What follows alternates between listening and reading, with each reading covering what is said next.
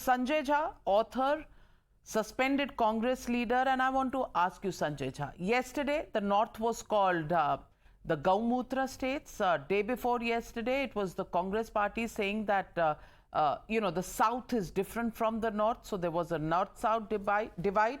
And today, of course, we're discussing DNA between KCR being a Bihari and Revanth Reddy being a superior Telangana DNA. I want to ask you, Sanjay Jha, it's just a coincidence that you also happen to be from Bihar.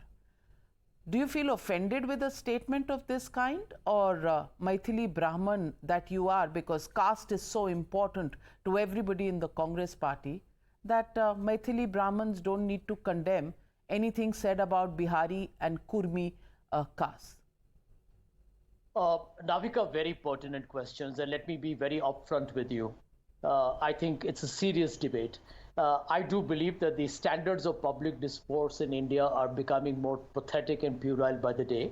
And not just as a Bihari, but as a citizen of this country, I completely disagree with Mr. Revanth Reddy's statement.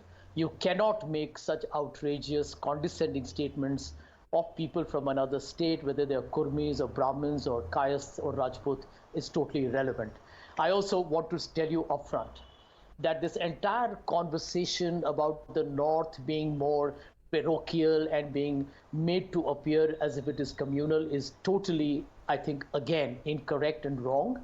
And I think this whole North-South, shall we say, conversation needs to come to a stop immediately. Having said that, I want to make 2 points very quickly on your program, because we need to have a very dispassionate debate here. All political parties across the board are guilty of encouraging this conversation of polarization. Nalin happens to be a very dear friend of mine, and I think he's a more moderate and a very, I would say, more reasonable BJP spokesperson. And I will tell this to Nalin, and I'm sure he will respond to what I say. When you have Anurag Thakur, you just showed him on your program, Anurag Thakur commenting on divisive politics is rather rich. He's the man who said, Desh ke gadaro ko, and I don't want to even finish that very reprehensible statement. You have the case of Ramesh Bidhuri on the floor of Parliament, on the floor of the new Parliament, making the most repugnant statements against the Muslims of India.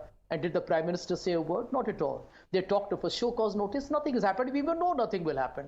We all know, Navika, how Manipur has become a victim of the most vulgar kind of politics. And the BJP leaders from there itself have talked about attacks on a certain religious community. So I think India is going through a very, I would say, difficult phase where it's becoming very ugly, vicious, and vituperative.